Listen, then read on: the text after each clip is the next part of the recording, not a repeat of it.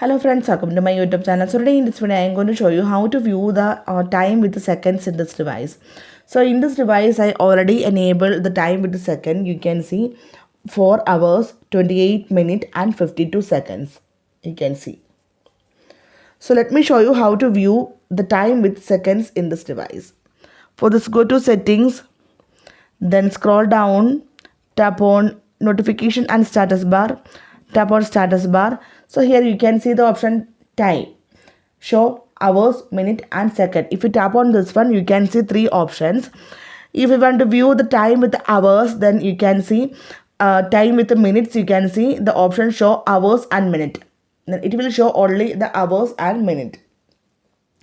If you select the option show hours, minute and second, then you can see like this hours, minute and second. If you select the option don't show, then it will disabled. Now you can see. You can see the change, right? So simply in this way you can enable the time with the seconds in this device. So hope you guys enjoy this video. Thank you for watching. Thank you. Bye bye.